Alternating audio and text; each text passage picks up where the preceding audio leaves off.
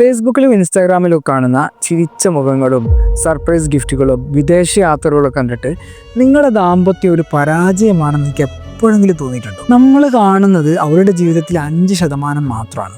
ബാക്കി 95% അവർ ക്യാമറയ്ക്ക് പിന്നിൽ ഒളിപ്പിച്ച് വെച്ചവരാണ്. അവർക്കിടയിലും പ്രശ്നങ്ങൾ ഉണ്ടായിരിക്കാം, അവർക്കും സാമ്പത്തിക ബുദ്ധിമുട്ടുകൾ ഉണ്ടായിരിക്കാം. പക്ഷെ നമ്മൾ കാണുന്നത് നമ്മുടെ ലൈഫിലെ ഏറ്റവും മോശം വശങ്ങളെ അവരുടെ ലൈഫിൽ നമ്മൾ എഡിറ്റ് ചെയ്ത് കാണുന്ന ഏറ്റവും നല്ല വശങ്ങളുമായിട്ടാണ് പലപ്പോഴും കമ്പയർ ചെയ്യുന്നത്. മറ്റൊരാളുടെ വീടിൻ്റെ ഐശ്വര്യം നോക്കി നമ്മുടെ സ്വന്തം വീട് നമ്മൾ തീ കൊടുത്തരുത്. നമ്മുടെ ലൈഫ് പാർട്ണർ മറ്റൊരാളെ പോലെ ആവണമെന്ന് ആഗ്രഹിക്കുന്നിടത്ത് തന്നെ നിങ്ങളുടെ ജീവിതത്തിലെ സന്തോഷം സമാധാനം അവസാനിച്ചു. അവർക്ക് കിട്ടുന്ന ആ സർപ്രൈസുകളല്ല നിങ്ങളുടെ ജീവിതത്തിൻ്റെ അളവുകൾ എന്ന് പറഞ്ഞത്.